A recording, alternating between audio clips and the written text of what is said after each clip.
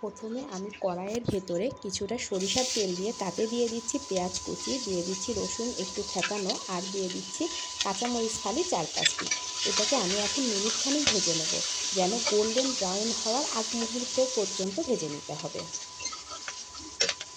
সুন্দর মতো কালারটা পরিবর্তন হয়ে গিয়েছে। ঠিক এই সময় আমি দিয়ে দিচ্ছি আগে থেকে কেটে ধুয়ে রাখা পুঁই শাক। পুঁই শাকটা ছিল গ্রামের বাড়ির একদম ফ্রেশ পুঁই শাক, যেখানে কোনো রকম সার টার দেওয়া ছাড়া, একদম ফ্রেশ যাকে বলে। তারপরে কিছুটা লবণ দিয়ে দিচ্ছি, এতে করে শাকটা খুব দ্রুত সিদ্ধ হয়ে যাবে এবং শাকটা কমে আসবে। আর লবণ দিয়ে একটু উপর নিচ করে নেড়ে দিচ্ছি। এখন কিন্তু অনেকেই আমাকে বলতে পারেন, এই শাক রান্না কি আবার দেখাতে হয়? হ্যাঁ, যারা নতুন রাঁধুনি আছেন তাদের কাছে কিন্তু এই শাক রান্নাটাও একসময় অনেক কঠিন মনে হবে।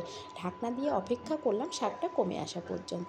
এরই মাঝে শাকটা সুন্দর মতো কমে এসেছে, আর শাকটা সিদ্ধও হয়ে গিয়েছে। এখন অনবরত নেড়ে চেড়ে এই পানিটা শুকিয়ে নিব। আমি যখন নতুন রাঁধুনি ছিলাম তখন আমার কিন্তু সব রান্নাই মনে হতো একটু দেখে নিই, ভালো হবে।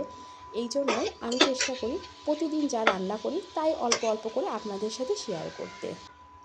আশা করি আমার মতো যারা নতুন গৃহিণী, আমি যেমন নতুন সময় অনেক কিছুই ভেবেছি যে দেখা দরকার, তাহলে এটা আমার ভালো হবে, ঠিক তাদেরও হয়তো বা উপকারে আসবে। এই জন্যই আমি এই রেসিপিটা দেওয়ার চেষ্টা করেছি।